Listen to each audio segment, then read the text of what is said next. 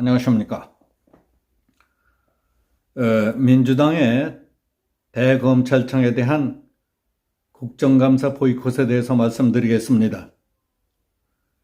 개인으로부터 큰 단체, 조직, 정부에 이르기까지 그 수준과 발전 방향의 옳고 그름을 재는 척도는 간단합니다.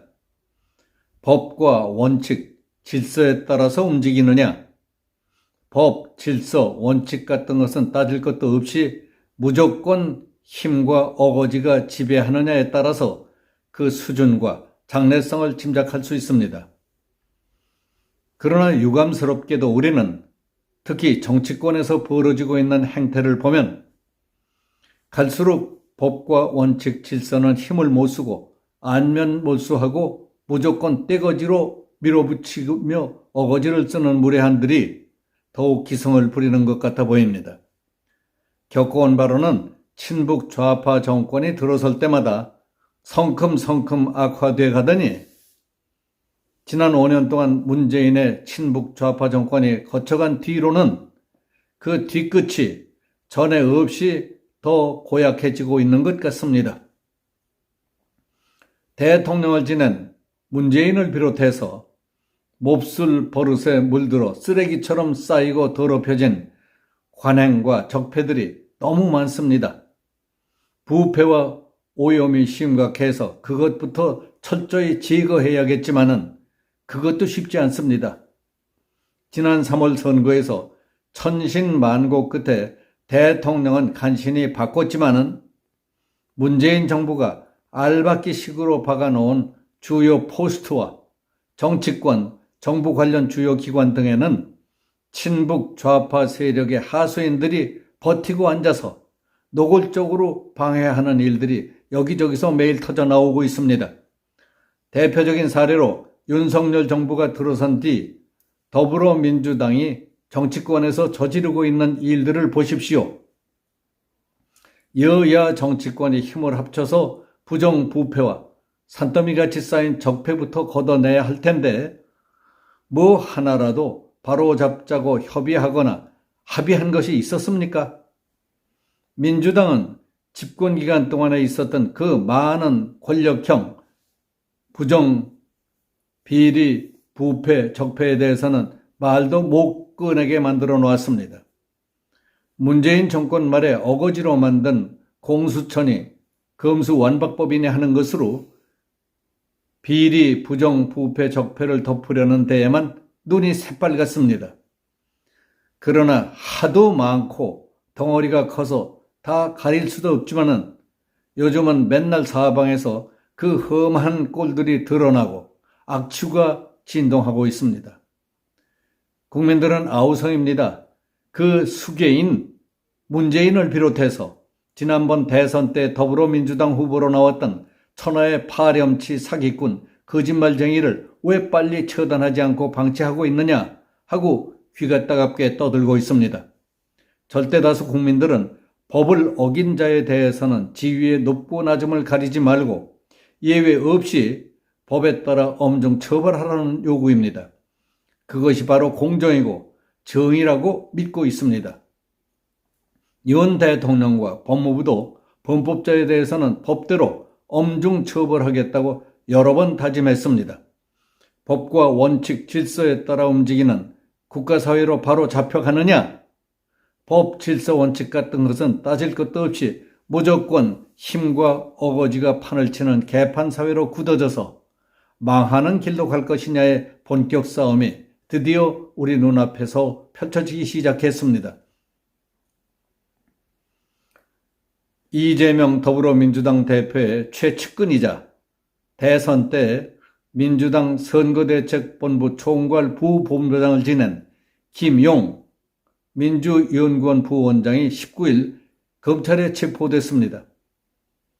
대장동 게이트의 핵심인 유동규 전 성남도시개발공사 기획본부장과 위례 신도시 민간개발사업자로부터 불법 정치자금을 받은 혐의입니다.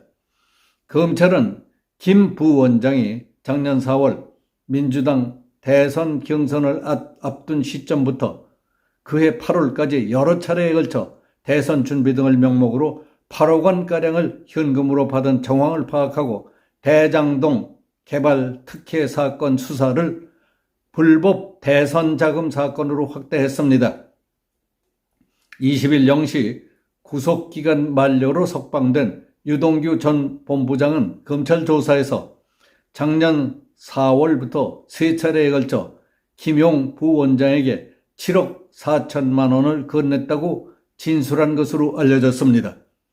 검찰은 19일 김 부원장 자택을 압수수색했고 여의도 민주당 당사 내의 민주연구원에 대해서도 압수수색을 시도했습니다.